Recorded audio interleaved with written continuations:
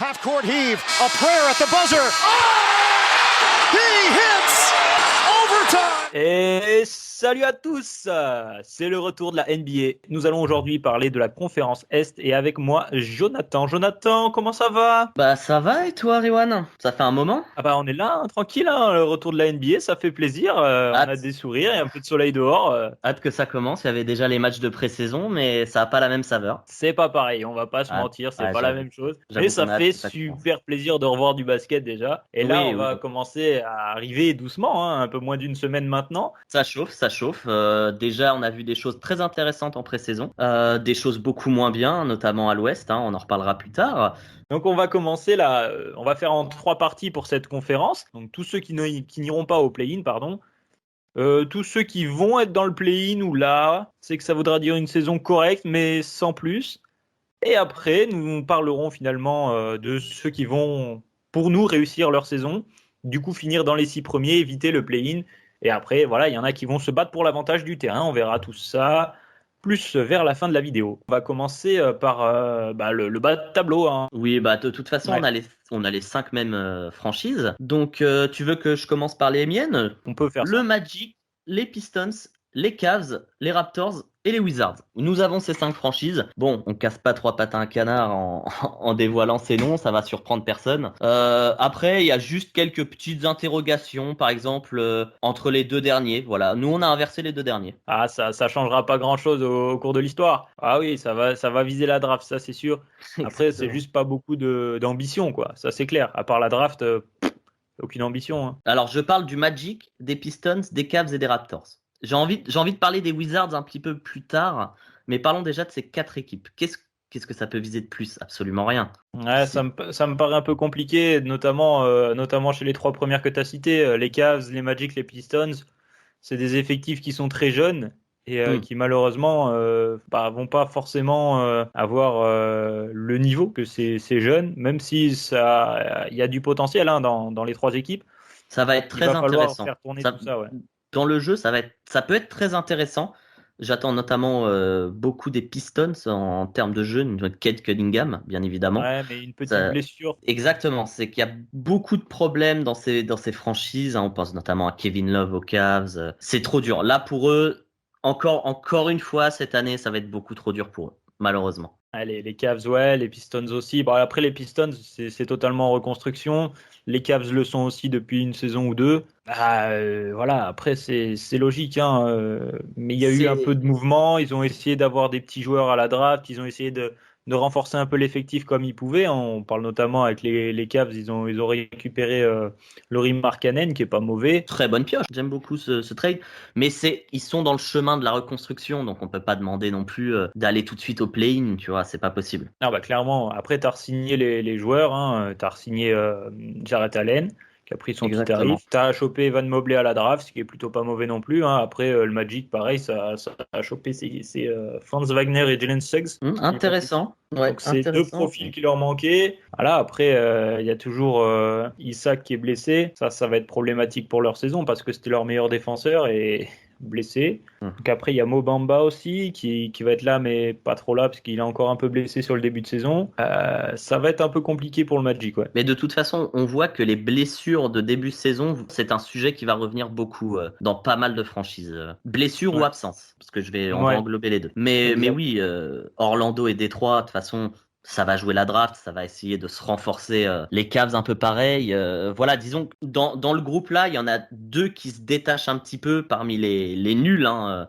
Enfin, quand je dis les nuls, c'est très péjoratif, mais voilà, dans le bas de tableau, c'est les Raptors et les Wizards. Bah, c'est ceux qui ont un minimum d'effectifs, en fait, c'est ça qu'il faut se dire. Effectivement. Et chez les Raptors, tu as un minimum de jeu quand même. Tu as Pascal Siakam, bon, T'as faut qu'il retrouve le Siakam, niveau bien de il sûr. y a 2 saisons. Ils ont perdu quand même Kyle Lowry. Le joueur des Raptors, Exact, tout simplement. exactement, ouais. Donc ça va faire très Mais très du mal, hein, coup, bien sûr. ils ont rajouté du Scotty Barnes à la draft. Disons que ça se construit beaucoup plus sur du Siakam Van Vliet, quoi. C'est vraiment cet Ouais, axe-là. pivot, t'as Chris Boucher, mais c'est pas un pivot titulaire pour moi, donc Non, non. c'est pas sensationnel. Ça va absolument pas chercher le play-in. Alors, ça peut tenter de le jouer. Tu vois, contrairement à Orlando, Détroit et Cleveland, Mhm. ils vont pas partir en mode on va tanker. Tu vois ce que je veux dire dans la mentalité. Je pense que ça va essayer ils de vont bien essayer de jouer jouer. et le tanking va venir à force. Ça va être au bout d'un moment, ils vont avoir une série de défaites et bah ça va plus être possible quoi, malheureusement. Ils vont essayer de montrer qu'ils peuvent un peu aller concurrencer ceux qu'on mettra un tout petit peu plus haut avec les Wizards. Ils vont essayer, ces deux franchises, de montrer qu'ils ont un peu de jeu. Et ils ont un petit bout d'effectif, donc ils peuvent essayer de faire des choses. Notamment après à Washington, tu as Bradley Beal qui est un des tout meilleurs arrières de la ligue, un des meilleurs scoreurs encore de la ligue la saison dernière. Et je crois qu'il finit deuxième d'ailleurs du Ouais, classement des scoreurs. exactement. Voilà, après, ils sont un peu renforcés. Bon, il y a toujours ce problème de blessure, hein, mine de rien. Il y a Chimura qui est pas là pour des raisons personnelles, là, pour l'instant. Oui, oui, oui, Il y a effectivement. Thomas Bryant encore blessé. Après, ils ont réussi à avoir Spencer Dinwiddie. C'est pas mal, mais est-ce que pour toi, il y a une possibilité de finir 10 ou 9? Voilà, dans le play-in. Ça va être un peu compliqué pour les Wizards et pour les Raptors, hein, parce qu'au-dessus, il y a des équipes qui sont un peu plus kiffantes à regarder déjà, pour nous, spectateurs, mais aussi qui vont être un peu plus régulières, j'ai envie de dire, dans les résultats, avec un potentiel blessure un peu moindre, hein, et des bancs un peu plus conséquents, notamment. Après, ça va être un peu plus le cas, on verra chez les Hornets par exemple, les Pacers ou d'autres équipes. Il y aura un jeu collectif qui sera meilleur, je trouve, que celui des Wizards et des Raptors. Donc ça Oui. va amener logiquement un peu plus de victoires. Oui, oui, et puis de toute façon, à partir du moment où tu as Bradley Beal, il peut quand même te sortir bien de la merde, hein, pour être, il te sortir de la mouise, pour être beaucoup plus poli. Ouais, puis c'est ça. Puis Euh, après, ils ont récupéré quand même quelques joueurs, hein, mine de rien, dans le trade de Westbrook. Ils ont récupéré ouais. Kyle Kuzma, ils ont récupéré Montrezl. Oui, ils sont pas démunis à cause du trade, tu vois, ils ont réussi à s'en sortir. Donc c'est intéressant, mais est-ce que ça va suffire pour Bradley Beal? Là, on peut avoir un blockbuster trade au mois de février, hein, sur la trade deadline. Peut-être pas avant, mais peut-être sur la trade deadline, il peut intéresser beaucoup d'équipes, hein. 29, hein, clairement. 29, très clairement, c'est Ouais, sûr. ouais. Tu le ramènes Après, dans ton équipe, ça change tout, hein. Après, je vais pas te mentir, Orlando, ils peuvent être intéressés, mais ils vont pas réussir à le trade. C'est pour ça que je dis pas mal de franchises, parce que pas mal de franchises capables de le. Ouais, de pouvoir l'accueillir déjà financièrement et avec un projet, quoi. Donc avoir quelque chose en échange aussi qui pourrait matcher avec les salaires. Si Bradley Beal part de Washington, c'est pas pour aller à Cleveland, quoi. Non. Lui, ce serait Pour être peut-être plus plus pour compétitif. aller. Il aimerait plus la Floride ou la Californie, quoi. Et Ouais, pas pour la ouais. température. Exact. Ouais, ça va pas être pour ça. Des équipes qui seront dans la partie verte de notre tableau, quoi, du coup. Exactement. Ouais, Exactement. ouais. Non, mais voilà, ce qu'on peut dire, c'est que ça va être un peu short, hein, je pense, pour les Wizards, les Raptors, parce que il va te Ouais. manquer Manque du talent, tout manque simplement, de hein. talent. Manque de talent, Ouais, bien c'est sûr, ça, hein. hein. Même si, voilà, on va pas dénigrer qu'à Toronto, il y a du talent, mais en fait, c'est que ça s'est amélioré à côté, et du coup, eux, Bah, perdant Kyle Lowry, ouais, mais le problème, c'est qu'ils gagnent, par exemple, ils gagnent Goran Dragic, mais qu'est-ce qu'ils vont en faire, en fait? Est-ce que je sais Dragic, pas. ça reste? Ou est-ce que Dragic, c'est Non. une monnaie d'échange? Non, avec son contrat, ça peut être une monnaie d'échange. Comme ils peuvent le garder en sortie de banc, ça peut être pas mal aussi, hein. Que je vois bien Van Vliet prendre la main et puis voilà, voir ce que ça va donner. Mais Après, Dragic, c'est pas une plus-value, on va dire. par rapport à Kylori, j'allais dire absolument pas. C'est peut-être un peu méchant de dire absolument pas, parce que j'aime beaucoup Dragic. Il a apporté beaucoup de bien à Miami, mais Kylori, c'est quand même le niveau au-dessus, hein. Quand même, on va pas se mentir, hein. Puis aussi, à voir ce qu'ils vont en faire. Est-ce qu'ils gardent Dragic tout le long de la saison, donc du coup, il est dans le projet? Mentalement, il est dans le projet, ou est-ce qu'il sait déjà que c'est terminé, quoi? Genre, il va être tradé avant la trade deadline, quoi. Je pense qu'il a juste pris en location là, la maison à Toronto, hein. Je pense aussi. Je pense que, à mon avis, ça va partir en trade parce que le trade de Laurie, ça amène forcément une reconstruction. Ouais. Et puis il se servirait bien d'un Goran Dragic peut-être pour aller chercher soit un tour de draft, soit peut-être quelqu'un au pivot ou dans les rotations un peu intérieures. Ouais, exactement. Pourquoi pas. Parce que il commence à avoir de l'âge, hein, aussi. Faut pas l'oublier, hein. Beaucoup de questions à se poser au Canada. Pour aller chercher le play-in, ce sera peut-être un peu compliqué cette année, à voir comment ça va se passer la saison suivante. En tout cas, on va compter notamment au Canada sur une grosse saison de Pascal Siakam et une grosse saison de Fred VanVleet pour les maintenir un peu à flot, parce que sinon ça peut sombrer très très bas. Oui, ah oui, clairement, clairement. Attention, faut quand même qu'il se réveille un petit peu, notamment Pascal Siakam. On attend beaucoup de lui cette saison. Et du coup, on va passer maintenant sur ceux qui vont faire le play-in, qui sont des plutôt bonnes équipes, qui ont fait des bonnes saisons la saison dernière et qui Oui. ne demandent qu'à progresser encore cette année. Donc il y a à peu près les mêmes équipes chez nous. Bah, disons qu'il y a 4 places mais on a 5 franchises. Ouais. Donc c'est très intéressant, c'est là que ça commence un petit peu à changer. Je vais commencer par les franchises qu'on a tous les deux. Je parle des Pacers, des Hornets et des Bulls. Ces 3 franchises vont au play-in. Je pense, parce que la continuité de la saison dernière, même si on sait que les Knicks, du coup je spoil un peu la 4e équipe, moi c'est les Knicks que je mets du coup dans la 4e équipe pour le play-in. Toi tu vois les Knicks au play-in, moi Ouais. je les vois plus haut et inversement pour Atlanta. Ouais, c'est ça. Mais du coup, ils vont quand même faire une bonne saison comme l'année dernière, sauf que devant, en fait, il y a des équipes qui sont pour moi mieux armées et qui vont aller un peu plus loin que les Bulls, les Knicks, les Pacers, les Hornets. Et j'ai plus confiance, tu vois, en Atlanta que toi en Atlanta. Mais en fait, c'est pas un classement anti-Atlanta que j'ai fait. J'aime beaucoup Atlanta cette année, mais pour moi, c'est les previews de la positivité. Et je sais pas, il y a quelque chose à New York qui me plaît cette année. Rien que Ouais, c'est Evan Fournier, quoi. Evan Fournier et surtout Kemba Walker. Il y a quelque chose qui me plaît dans cette franchise. Alors, ça va faire moins bien que l'année dernière, notamment parce qu'il y a des franchises qui vont faire beaucoup mieux, beaucoup plus haut, et qui se doivent de faire mieux. Mais je sais pas, j'ai pas l'impression que c'est un coup d'épée dans l'eau l'année dernière. J'ai l'impression qu'il y a vraiment quelque chose qui s'est construit après des années de bas de tableau, de mauvais jeux, de Madison Square Garden endormi. J'ai l'impression qu'il y a un petit renouveau à New York. Alors, je vais pas te dire qu'ils vont chercher le titre, mais j'aime bien.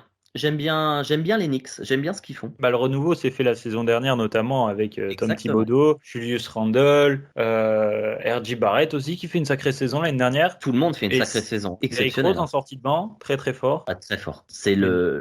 Pour moi, c'était l'homme de New York l'année dernière. Parce qu'on parle beaucoup de Julius Randle, à raison, mais Derrick Rose a beaucoup apporté. En sortie de banc, c'était un des seuls joueurs vraiment, on va dire encore, de niveau correct. Ça peut amener New York à avoir, comme toi, éviter le play-in. Disons que moi, la place 6-7, ça a été une des plus dures pour moi à faire à l'Est. J'ai eu beaucoup de mal à départager ces deux équipes parce que Atlanta, ça a été très fort l'année dernière. Je pense que ça va encore être fort, mais c'est plutôt... Je mets Atlanta 7e, pas parce que c'est de la faute d'Atlanta, mais plutôt à cause des Knicks. Après, tu regardes, ça fera pas beaucoup d'écart entre les places 7, 5, 6. Dans cette conférence, je pense que ça va pas se jouer à grand chose. Pour être honnête, je pense que, allez, j'exagère un petit peu, mais de la 9e à la 5e place, ça peut jouer en 4-5 victoires en fin de saison. Hein. On a du bon niveau quand même sur toutes les équipes. Exactement. J'exagère un petit peu quand je dis de la 5 à la 9, tu vois, mais c'est pour expliquer que ça peut être très très serré dans ce entre-bout. Tu regardes pour dire, dans la continuité, on aura les Pacers encore qui seront au play-in. Très intéressant les Pacers l'année prochaine. Donc il y a une bonne équipe. Est-ce que l'entente Brogdon-Levert, ça va fonctionner?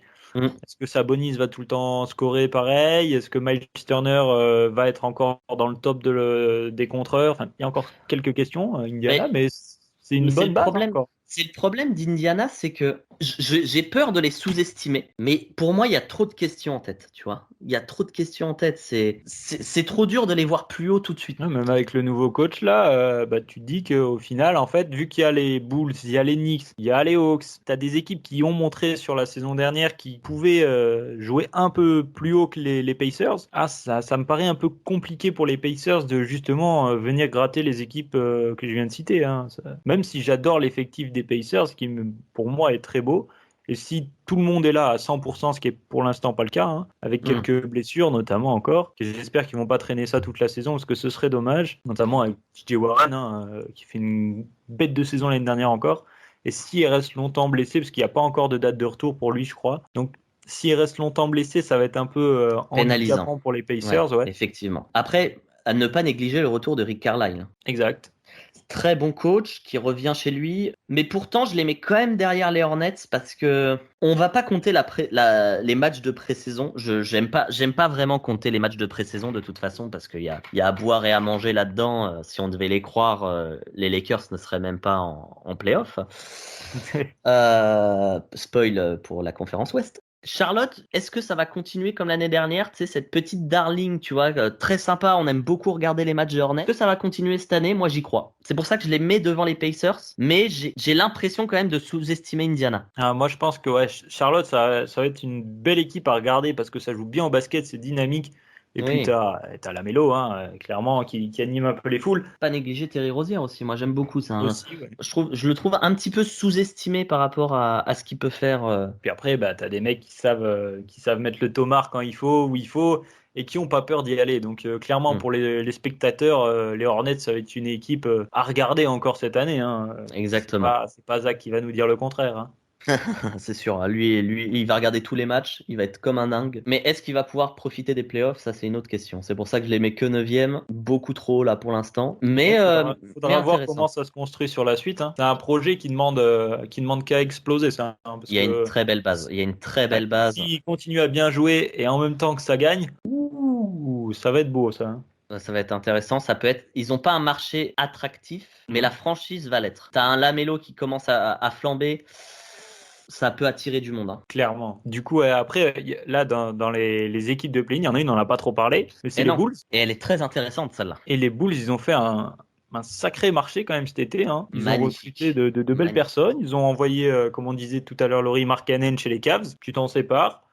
Et au lieu de ça, tu prends DeMar DeRozan. Très bonne pioche. Tu récupères Lonzo Ball à la main, Incroyable. qui, on va pas se mentir, est un ajout incroyable pour ce système. Donc il sait shooter, Il s'est amélioré sur son shoot, bien sûr. notamment dans le périmètre. Il est bon en défense, il sait lire un peu les lignes de passe. À côté d'un Zach LaVine, ce sera plutôt bon hein, sur les lignes arrière. Hein.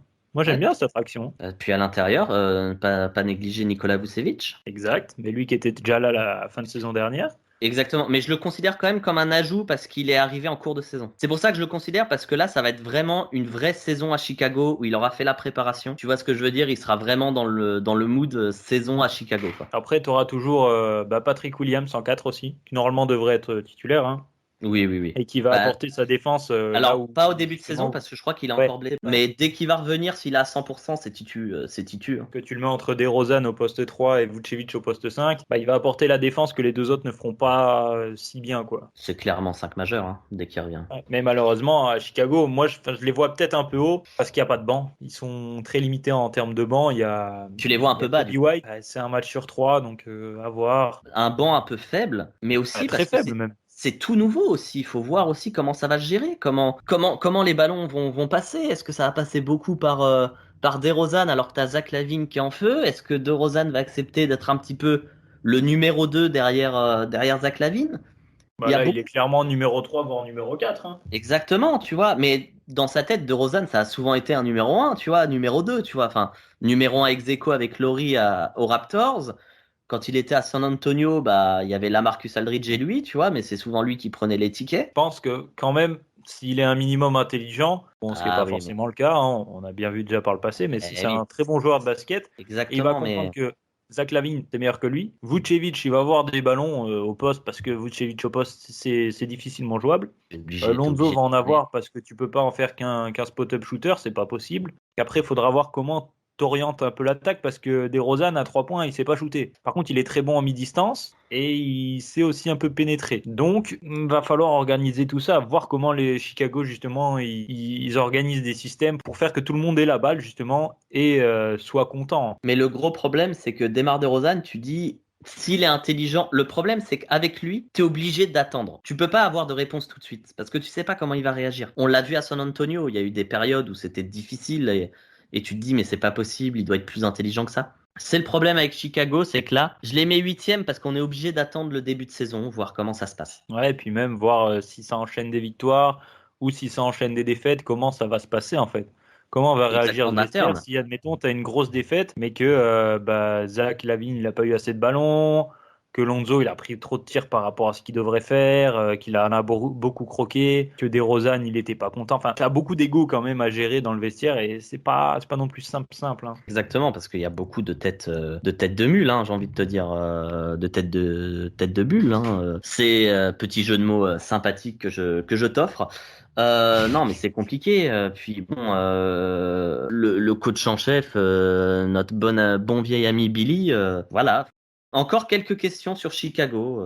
La première, c'est en fait, qu'est-ce qu'ils foutent, genre ils mettent quoi après comme joueur de rotation en fait? Qu'est-ce qu'ils ont? Qu'est-ce qu'il y a à apporter? Moi, je vois Kobe White. Kobe White, ça va être le 6e homme des Bulls? Ah, ce serait qui? Bah oui, c'est ça le truc. Il va jouer comme la saison dernière, il va être un peu 6e homme, il a été parfois titulaire, mais là ça m'étonnerait qu'il soit titulaire avec Lonzo, on va pas se mentir. Non, Mais bah ouais, non. remplaçant, mais après il faut qu'il croque un peu moins peut-être, parce qu'il a eu des pourcentages un peu bizarres sur certains matchs, et des fois de grosses œillères, hein, Kobe White. Par contre, je kiffe, hein, il me fait triper parce que voilà, il apporte de l'énergie de fou.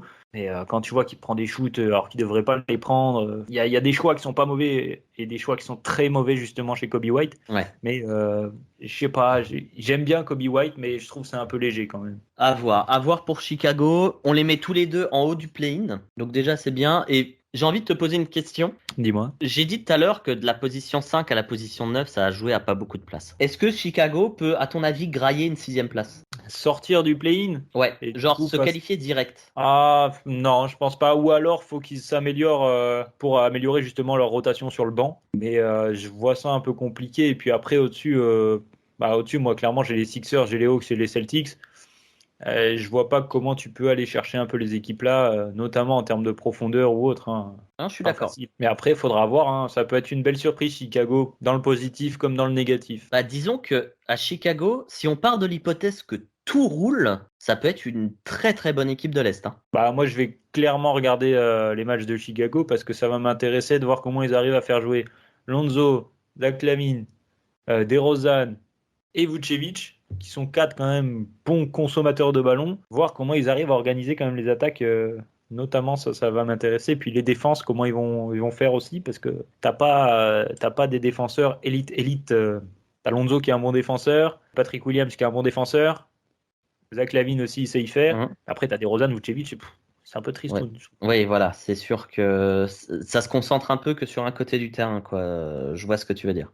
Ouais, il va falloir qu'ils marquent beaucoup de paniers, parce que sinon, ils risquent d'en prendre énormément aussi, hein. Mais le talent offensif est là, donc c'est pour ça que t'y crois quand même un petit peu. Bah ouais, pour moi, ça fera une meilleure saison que la saison passée. Après, c'est pas compliqué, on va dire.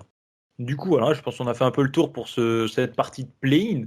On va Exactement. essayer d'aller regarder le top de la conférence, hein, ceux qui vont éviter le play-in et se qualifier directement pour les playoffs, pour avoir avec l'avantage ou pas pour le terrain, justement.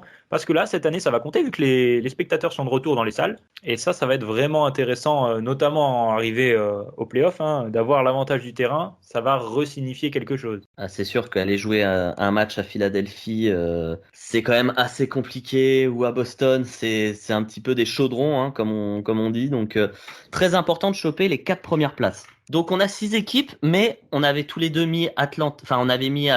Moi, j'avais mis New York, toi, t'avais mis Atlanta. Donc, on en a pas mal parlé lors du play-in. On va peut-être en reparler tout à l'heure.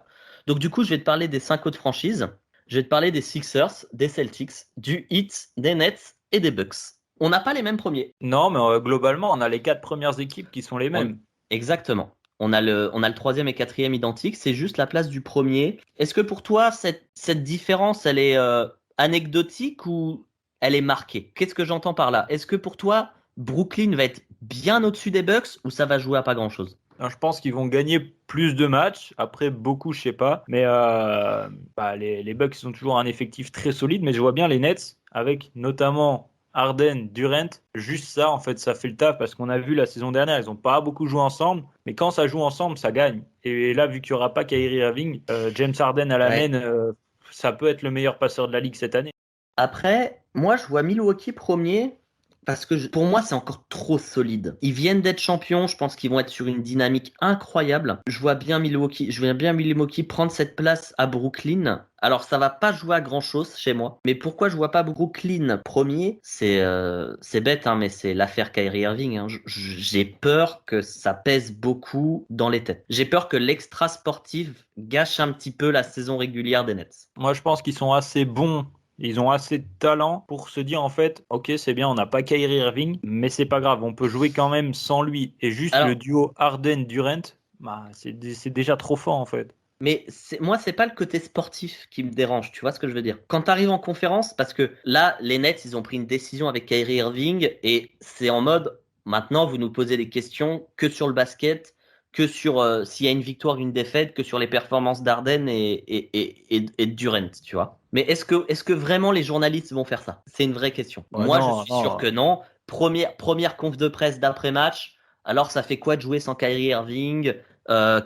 Comment vous allez jouer? Est-ce que vous pensez qu'il va revenir? Est-ce que vous pensez qu'il va être tradé? Oui, J'ai peur que évidemment. ça rentre un petit peu dans les têtes. C'est pour ça que j'ai l'impression que ça va perdre 2 ou 3 matchs. Je Ouais. pense que dans la saison, il va y avoir une petite sortie de route. Alors, qui va être négligeable parce que je les vois deuxième et je les vois pas loin des Bucks. Donc, à mon avis, je pense que pendant longtemps, ça peut être premier pendant 1 ou 2 mois, hein, tu vois, largement, tu vois. Mais qu'à un moment, il va y avoir une petite sortie de route parce qu'on va commencer à reparler de Kyrie Irving parce que ça va être le moment où il va y avoir un trade, 2 trades, 3 trades et que la question Kyrie Irving va revenir, tu vois. C'est pour Ouais, ça il y a moyen que ça y joue. Mais après, est-ce que ce sera vraiment. Ça va prendre le dessus sur le basket? Je sais pas, hein. Et offensivement, cette équipe-là va être très, très difficile à défendre. ça va Ou être. alors, Est-ce autant que ça va pas défendre. J'ai envie de te poser une question. Est-ce que c'est l'équipe la plus chiante à défendre cette saison de toute la NBA? Ouais, il y a moyen. Ouais. Après, tu as une autre équipe qui va jouer à l'ouest aussi et qui va être potentiellement Très assez chiante. chiante. Qui, Mais ouais, qui celle-là joue va vers être. le sud. Qui joue vers le sud, c'est ça? Ouais, au soleil, ouais. Exactement, ouais. Ok, je vois Non, mais de qui après, tu parles. franchement, les Nets, c'était déjà très dur à défendre la saison dernière, Ça le sera notamment parce encore. que Durant. Et Ça là, le tu sera rajoutes encore. Harden. Donc ça, franchement, trop Ah, fort, trop fort. je pense que ça va être chiant. Après, je dis pas que ça va forcément pourrir le vestiaire. Je pense pas que ça va le pourrir. Mais attention à pas négliger cette affaire parce que c'est pas une affaire comme les autres. Surtout avec Kyrie Irving qui est quand même un phénomène. Ouais, ouais, non, mais ça, il Alors, nous a habitués à beaucoup de choses. je parle pas de son choix de se faire vacciner ou pas, hein. Ça n'a rien à voir. C'est son choix, il fait ce qu'il veut.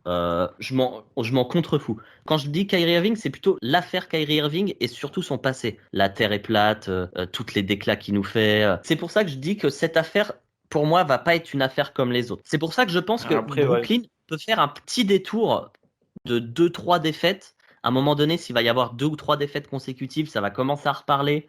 Ça peut être chiant. Mais c'est pour ça que je les vois peut-être pas premiers. Ouais, après, il faudra avoir toujours ce rapport à la blessure, hein, parce qu'on sait que Durant, bon, il y a eu le tendon d'Achille, il faudrait pas qu'il y ait une rechute sur quelque chose, on le souhaite Ah, il, pas. il James commence à Harden étager, aussi, hein. pareil, Les deux c'est commencent à des étager, blessures hein. qui peuvent arriver, il faudra faire Si, attention. imagine Harden, voilà, bah, il commence à être chaud, boum, il se fait la cuisse. Tu mets qui à la place? Ah. Ouais, là, ça va être Disons, un peu plus complexe. disons que Brooklyn, ils ont un effectif très intéressant, mais quand tu commences à parler du secteur du poste 1-2, ça commence à être un peu chiant, tu vois, s'ils commencent à avoir des blessés. Bah, ils ont récupéré Patty Mills, donc Très c'est pas intéressant. un mauvais ajout, c'est très bon. Bah, Après, ouais, vétéran, voilà. champion qui connaît le jeu. Donc, mais est-ce que ça peut suffire en cas de blessure? Mais ça peut bien évidemment terminer premier sans problème. Mais j'ai peur qu'à un moment donné, il y ait une petite sortie de route qui fait que Milwaukee en profite. Totalement possible en vrai. Mais bon, dans tous les cas, je pense qu'on est d'accord que ce sera 1-2. Et Oui, il y a quand même un écart il y aura un entre écart, les deux premiers effectivement. là et 3-4 qui seront Boston-Miami, Miami-Boston. Je pense que Exactement. pour nous, ce sera comme ça. Pour nous, c'est Miami et Boston. Est-ce que c'est pas Après, l'un des meilleurs étés ouais, j'allais dire de la franchement, conférence, mais peut-être de la ligue? les signatures qu'il y a eu, les trades, etc. Ouais. C'est un des étés les plus mouvementés qu'il y a eu, en tout cas, depuis un bon moment. Je pense que c'est pour moi le plus intéressant parce que déjà Kyle Lowry, c'est une pièce incroyable parce il y a jamais vraiment eu de meneur à Miami. On a Ouais. toujours eu ce défaut, c'est que on manquait d'un mec qui était capable de porter le ballon. Au poste 1, j'entends. Au poste 1, attention. Là, tu chopes Kyle Lowry, c'est très intéressant. Tu vas quand même choper PJ Tucker qui fit totalement avec le hit. Enfin, Ah oui, clairement. c'est un peu comme Jimmy Butler, tu te demandes, mais pourquoi c'est pas arrivé avant? C'est exactement ça. C'est dingue. Et là, ça va jouer ensemble avec Kyle Lowry aussi, qui a une mentalité très défensive. Je trouve que Miami, c'est extrêmement sympa. Mais et je pèse mes mots. Je pense que la troisième place, ils peuvent descendre à la quatrième, mais 5, 6, 7, c'est impossible. Je pense qu'ils ont un effectif trop puissant cette année. Ouais, après, moi, je pose toujours des interrogations sur le banc quand même. Hein. Mine de rien, ça fait un peu léger, on va dire, pour aller chercher le titre. Pour moi, Pour la saison régulière, ça le fait largement. Mais pour le après, pour titre, aller chercher le titre, pour le titre, t'as des Tyler vrais. Hero et quoi d'autre après sur le banc? Ouais, ça commence à être complexe. Diop pas là, ouais, c'est Bah, bien. t'as Vincent, Maurice. Enfin, ouais. qu'est-ce qu'il va apporter, tu vois? Ça fait partie des phrases que j'ai dit pour Chicago. Je vais le redire pour Miami, pour Markieff Morris. Il faut attendre. Il faut attendre. Il faut voir ce qu'il va faire parce que tu n'as pas de certitude pour l'instant. Attendre et prier pour les fans de Miami, pour les fans que nous sommes de Ouais, mais là, Miami d'ailleurs, à voir ce que ça va donner. mais là, Et là, aussi, du coup, en gros, attendre. t'as le 5 majeur et après, t'as Tyler Hero, Markieff Morris. Pour aller en playoff, on sait C'est souvent faible. que ça tourne à 8. Le problème, c'est que à voir aussi ce que fait Tyler Hero. Parce que la saison dernière, elle est pas fameuse, hein. Je suis désolé, mais Ouais, mais là, il aura moins d'attente. Bah, il ah, sera dans la rotation, il sera 6e homme et peut-être 6e homme de l'année à voir comment ça produit. Mais si ça produit et que ça rentre les shoots à foison, il va avoir beaucoup de tickets de shoot en seconde unit. Et pour peu que ce soit bah, quand il est à côté de Kyle Lowry ou même quand il prend un peu la main, hein, on sait qu'il sait un peu le faire pour lui. hein. Il va scorer, il va se faire plaisir en seconde unit. Donc, à voir si vraiment les pourcentages sont là ou pas. S'ils sont là, c'est parfait pour Miami. S'ils sont pas là, ça va être compliqué. À voir également, parce que c'est un peu la spécialité de Miami, s'il y en a pas un qui peut sortir du chapeau, tu vois. Genre, je pense par exemple à Max Truss. Ah, exact, il va être dans Est-ce les qu'il rotations hein, pour la est-ce saison qu'il est régulière. est-ce qu'il est capable d'être ce que j'appelle un Miami guy, c'est-à-dire un mec sorti de nulle part qui est capable de te sortir des énormes perfs? Bah, À il a voir. montré un peu là sur cet été et notamment dans les matchs de pré-saison aussi qu'il est capable et qu'il n'a pas peur de shooter en fait. Et on lui dit vas-y Ouais, shoot ouais, gamin. lui, tu lui dis, t'as 5 tickets de shoot, il t'en prend 7, hein, donc, Ouais ouais. c'est un peu un malade. Mais est-ce qu'il est capable de passer le step saison régulière? Ce serait parfait pour Miami, j'ai envie de te dire. Ouais, ouais, mais après, tu as toujours un problème où c'est quoi la rotation derrière Adebayo, par exemple? Faut pas qu'il se Qu'est-ce que blesse. tu fais? Est-ce qu'au moment où il sort, bah, tu décales Tucker et tu fais entrer Maurice? Ça reste quelques petites questions comme ça où je Bah, trouve, pour aller en playoff, loin en playoff, l'effectif derrière, dans les rotations, ça va être un peu léger peut-être, parce que tu as ton 6, tu as ton 7, mais il te faudrait peut-être un 8 et un neuvième joueur si jamais il y a blessure. c'est sûr, s'il y a blessure. Et pour moi, il manque au moins 2 joueurs quoi, pour aller chercher le titre ou quelque chose de bien sérieux.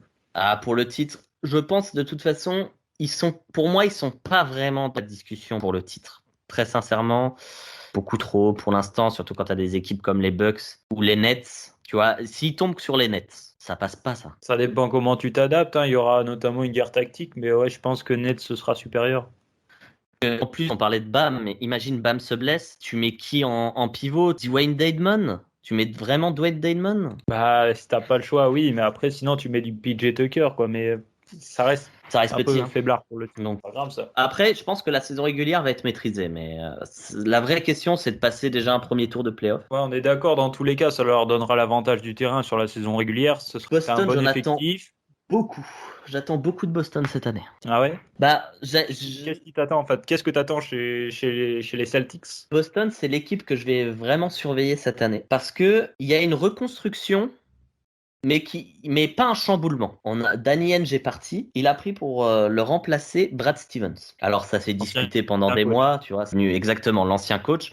C'est pas venu comme ça, tel un cheveu sur la soupe, en mode ah bah tiens, tu vas prendre ma place, allez salut. Non, je pense qu'ils en ont discuté pendant des mois. Et du coup, Brad Ouais, ça faisait Stevens, un moment en plus qu'il voulait prendre ce rôle. exactement. Exactement, il voulait prendre un petit peu de recul par rapport au banc. Mais du coup, lui, il a l'avantage par rapport à certains GM d'avoir vu l'effectif au plus près. Du Ouais. coup, il a pu faire des changements. Déjà, Kemba Walker, désolé frérot, mais tu fites pas avec le projet.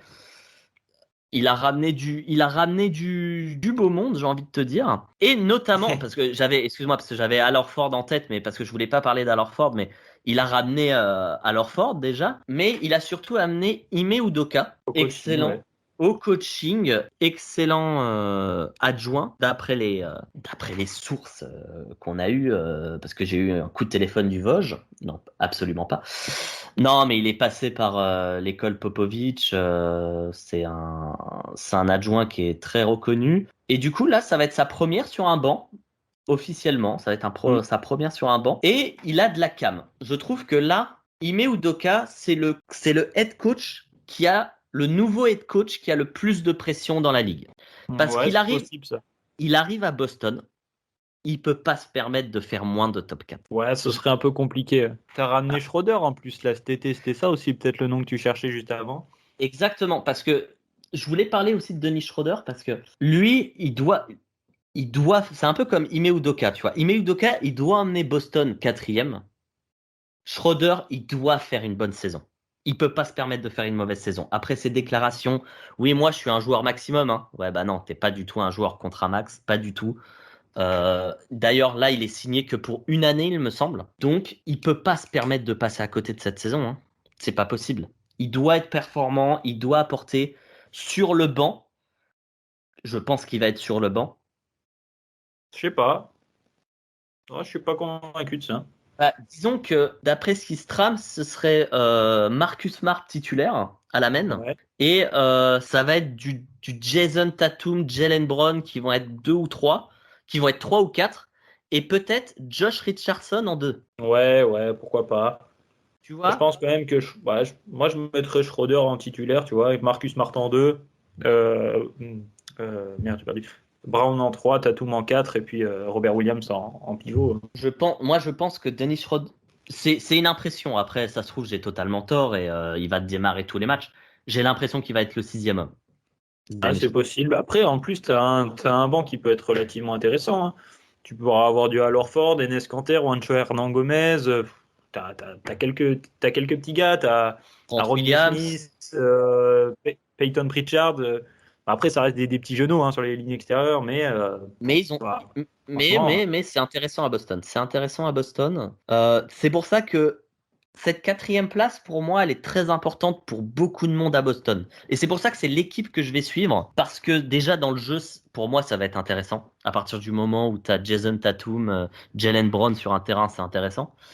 Mais comment va s'en sortir Ime Udoka? Que va faire Dennis Schroeder? Est-ce qu'il va rater? Que va apporter Al Horford? À ne pas négliger ouais. aussi. Il revient à Bah, la maison. je suis pas sûr qu'il ait beaucoup de temps de jeu, mais je pense que son Non, aura dans le vestiaire va apporter très important. plus que ce qu'il va apporter sur le terrain. Exactement, ça va être très important. Donc c'est pour ça que je vais vraiment cliquer sur les 6 cette année. Parce que pour moi, ça doit finir top 4 minimum. Après, quand je dis top 4 minimum, c'est 4e ou 3e, quoi. Ils peuvent pas choper les 2 premières places. Ça doit viser l'avantage du terrain. Exactement. Ça doit jouer 4 matchs au TD Garden. Les 2 premiers matchs de playoff, ça doit jouer au TD Garden, en fait. Bah, il faut qu'ils essayent parce qu'après, derrière, t'as Atlanta, New York, Philly, ça va essayer de le gratter cet avantage du terrain encore. Hein. Notamment Philadelphie. J'ai envie d'enchaîner sur Philadelphie tout de suite, là. Vas-y, je t'en prie. Qu'est-ce qui se passe à Philadelphie là? Parce que on les met 6e et 5e parce qu'il y a beaucoup trop de talent dans l'effectif, mais on parle tout de suite du dossier Ben Simmons. Allons-y, ouais, Ben Simmons, de toute façon, pour moi, il ne rejouera pas. Hein. Enfin, je le vois mal rejouer avec les Sixers parce que c'est pas envisageable déjà l'ambiance avec Joel Embiid, l'ambiance avec tout le vestiaire, et la crédibilité au niveau du management si tu le refais rejouer. Ah, je pense que tu perds beaucoup trop.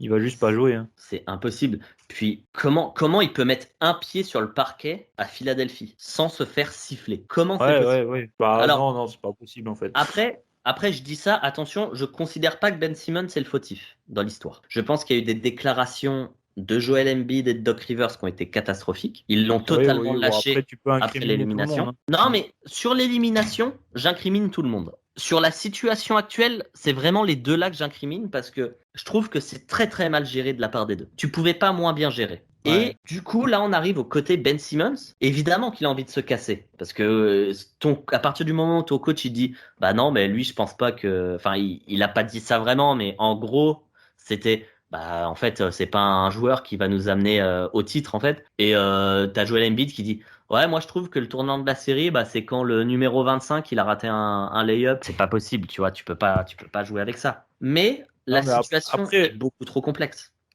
si on enlève ça, juste si on enlève le cas Ben Simmons et tout ce qui va être extra sportif, il C'est reste très à fort. Philadelphie quand même C'est un très groupe fort. de qualité playoff, voire avantage du terrain. Hein. J'ai C'est envie de te juste dire, ils perdent c'est un énorme défenseur, quoi. bah oui, puis c'est quand même un joueur important, Ben Simmons, dans l'effectif. J'ai envie de te dire, Clairement, ouais. t'avais le Big Three de Simmons, Embiid, Harris. Ouais, c'est Là, vrai, dans ouais. les trois, t'en as un qui part.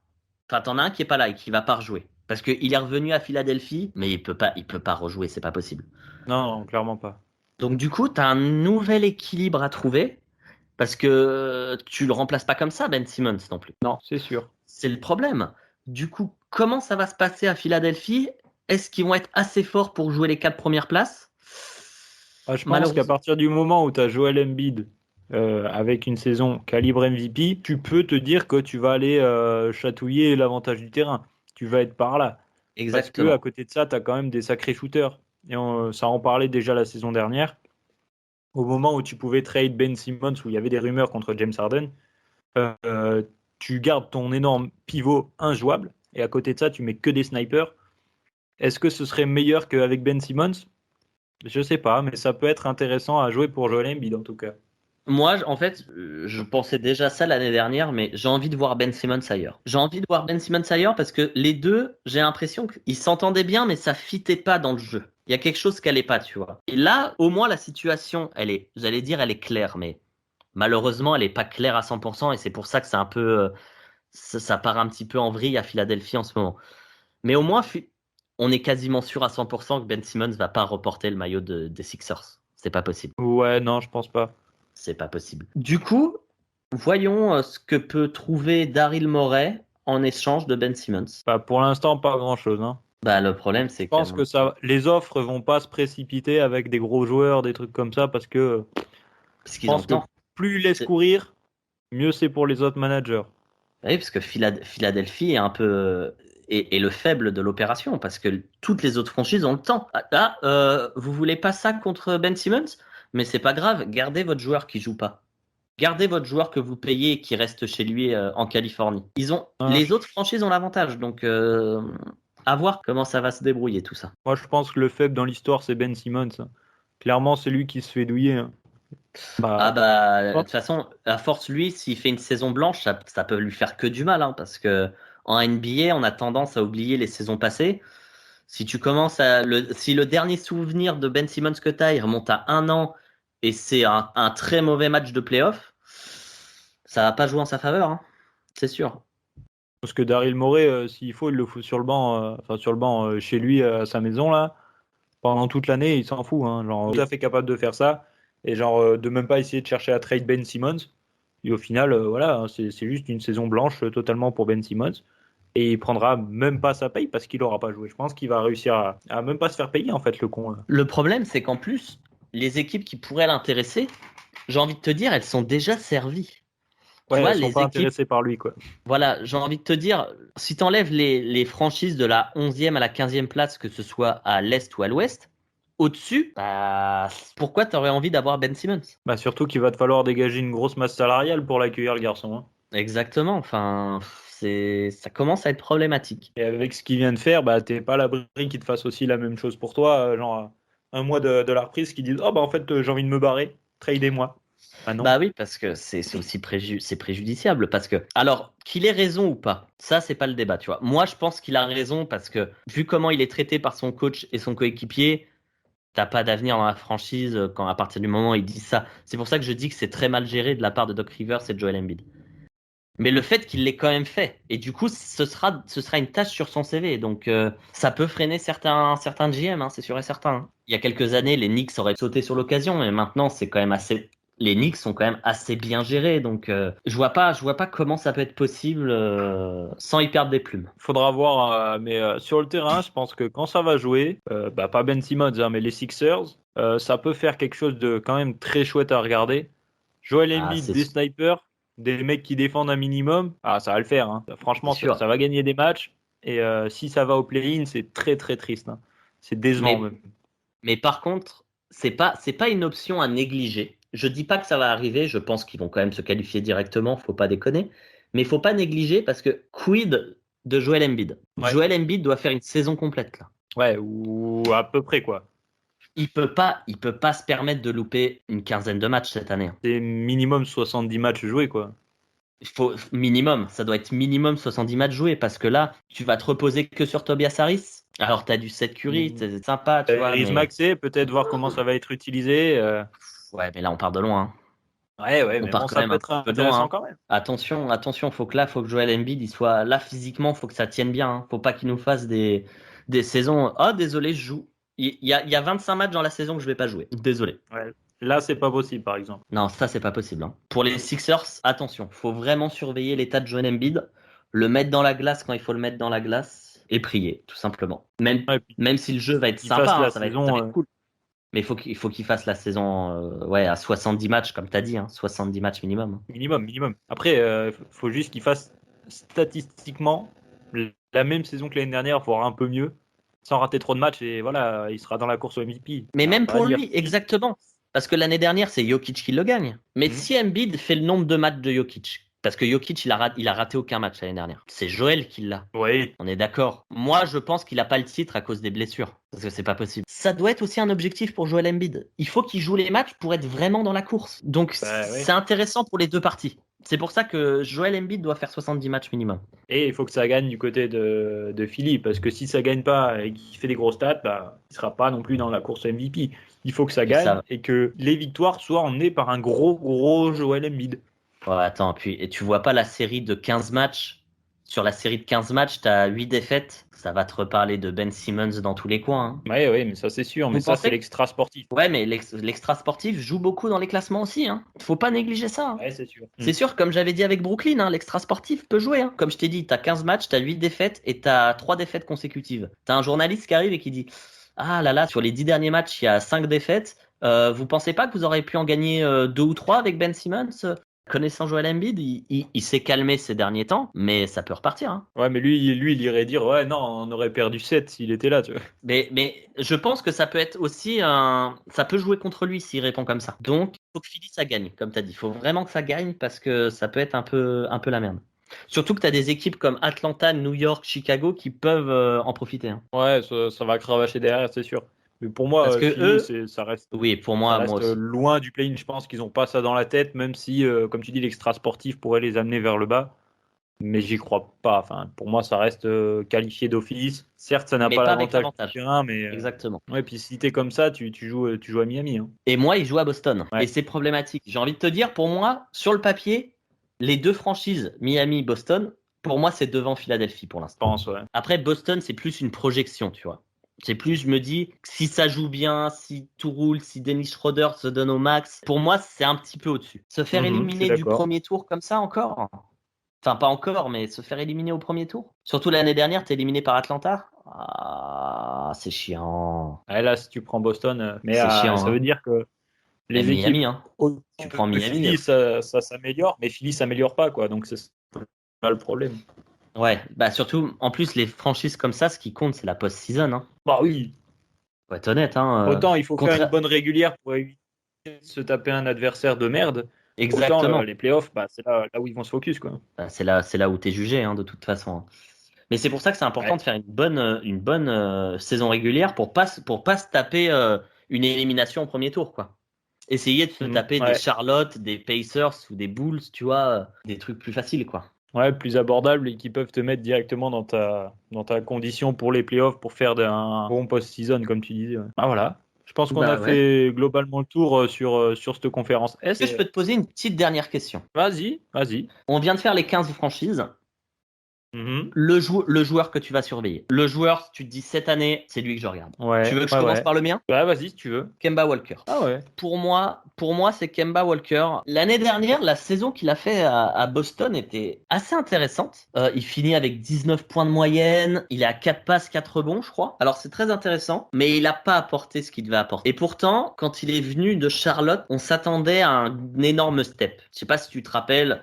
Voilà, avec Charlotte, il était très bon, il était excellent, mais ça a bloqué toujours parce qu'il était à Charlotte. Il arrive à Boston, on en attendait beaucoup. On n'a pas vraiment eu ce qu'on voulait. Il vient à New York, c'est chez lui, le Madison Square Garden. Pour moi, c'est cette saison-là pour Kemba Walker. Il doit pour moi être le premier joueur offensif, tu vois, ou deuxième joueur offensif, tu vois. Il doit vraiment. Il sera derrière Randle, c'est sûr, mais. Il sera derrière Randle, tu vois. C'est pour ça que j'ai corrigé, j'ai dit deuxième, tu vois. Mais il doit briller. Il doit pas faire comme l'année dernière à Boston où il était bon, mais il n'a pas apporté. Là, il doit apporter à New York. Là, ça doit être lui. Pour moi, qu'importe le classement de New York, s'ils finissent 4e ou 8e, pour moi, Kemba, il doit montrer que c'est un putain de patron, tu vois. Il doit montrer que, ok, Julius Randle n'est pas là pendant 4 matchs, j'inscris 26 points, minimum. Tu vois, genre, qu'il nous fasse des dingueries comme ça, tu vois, genre, qu'il soit dans le moment où genre Julius Randle n'est pas bon, qu'il soit à 20, 24, 25, 26 points de moyenne sur les matchs là. Je veux qu'il devienne ce joueur-là parce que New York en a besoin. C'est pour moi, c'est le joueur que je vais surveiller dans la conférence Est. C'est Kemba Walker. C'est tout bon ça. Moi j'en Ouais. ai 2 globalement que je vais surveiller. Il y aura Pascal Siakam à Toronto, parce que j'ai envie qu'il refasse une saison, mais pas comme l'année dernière. Je Une suis vraie entièrement bonne saison de All-Star dans où ses on standards. dit bah en fait J'ai envie ouais, de te dire. où on dit c'est lui le patron quoi à Toronto. Il n'y a pas de c'est Fred VanVleet ou c'est admettons Scotty Barnes qui lui prend la place parce que Siakam fait de la merde. Non, j'en Non. veux pas de ça. Après, tu me diras, il y a moyen que si le projet Scotty Barnes arrive très fort, que Toronto ils disent Pascal, tu veux pas aller voir ailleurs? Parce Ouais. qu'il pourra avoir des choses contre Pascal Siakam. Ouais. Donc j'ai envie, moi, que personnellement, il prouve ce qu'il vaut déjà et qui peut-être qu'il me fasse mentir sur mon classement s'il arrive à amener Toronto un peu plus haut et que grâce à lui, Toronto, ça gagne beaucoup plus de matchs que ce que je n'imagine. Ça, ce serait ouf. Et du coup, moi, en deuxième joueur, ce sera Tyler Hero. Notre Tyler Hero, tu vois, à Miami, qui va être 6e homme. Il va avoir beaucoup, beaucoup de tickets de shoot. Et franchement, s'il rentre tous les shoots, ça peut être un 6e homme de l'année sans trop sourciller si Miami, comme on le dit, finit 3e. Ça peut vraiment être important. Mais par contre, il faut qu'il rentre ses shoots, pas des shoots un peu hasardeux comme il avait l'année dernière, même si ça restait un bon shooter. Il y a des matchs où tu te dis en fait que il est pas tout à fait dedans. Il prend des tirs qu'il ne doit pas prendre en fait, parce qu'il a l'extra passe à faire mais qu'il ne l'a pas vu. J'ai Et envie surtout, que ce soit le joueur, peut-être ambitieux, tu vois, mais de se dire, je veux être le meilleur joueur de Miami, ou moins le meilleur scoreur, ou quelque chose, quoi. Je veux vraiment apporter quelque chose de très très fort à Miami. Et dans une seconde unit, ouais, il a pas peur de shooter, vraiment, même si c'est un défenseur ou autre. Et ça va faire du bien à Miami, hein. Il y a beaucoup de secondes unit qui vont se dire, oh, il est chiant le gamin là. Oui, très très chiant. il vient de rentrer 4 shoots de suite là, putain, on était à plus 8, on se retrouve à égalité. Ouais, je vois ce que tu veux dire. Ouais, que voilà, ce soit lui qui porte déjà la seconde unité parce qu'il n'y aura pas forcément grand monde, mais qu'après, en termes de scoring pur, vu qu'on sait que la balle tourne très bien à Miami, et lui, il aura peut-être un joueur genre Butler qui sera pas là, ou Laurie qui sera pas là, peu importe, et il va créer son shoot, il va scorer. Il va peut-être être même le meilleur scoreur de Miami la saison prochaine, à voir, hein, mais ça C'est m'étonnerait même pas possible, que le garçon c'est il soit à possible. 22 points, quoi. 22, 23 points, et que ce soit le meilleur scoreur, en fait. Bah, disons qu'à Miami, il n'y a pas vraiment de scoreur pur, quoi. Donc, ouais, c'est probable. Hein. On n'est pas à l'abri que ouais, Tyler Hero finisse meilleur scoreur. Hein. Ça va jouer avec Butler, mais bon, Ouais, Adebayo, s'il est bien servi. effectivement. Mais je pense qu'il sera quand même un peu moins servi que Jimmy Butler. Je pense que là, cette année, lui, il a faim. Ouais, je pense. pense qu'il a Mais faim. voilà, Tyler Hero va être un joueur aussi que je vais absolument regarder parce que j'ai envie encore qu'il progresse et qu'il fasse progresser encore Miami et que ce soit lui qu'on se dise vraiment, il nous fallait ce 6e homme, quoi. Ouais, Voilà. d'accord. Ouais, je suis entièrement d'accord avec ça. Surtout il a eu quelques petites déclarations derniers temps. Il faut qu'il assure derrière. Là, faut qu'il assure Ouais. derrière. Ces deux, trois déclats, j'aimerais bien être dans la discussion des De'Aaron Fox et tout ça. Enfin, attention. Faut pas que ça se retourne contre lui. Exactement. Du coup, on verra ça dans la saison hein, qui commence très, très prochainement. Et voilà, pour nous, ce sera tout pour cette conférence Est. Et on va aller se concentrer maintenant, nous, sur la conférence Ouest. Et on se dit à très bientôt. La bise! La bise!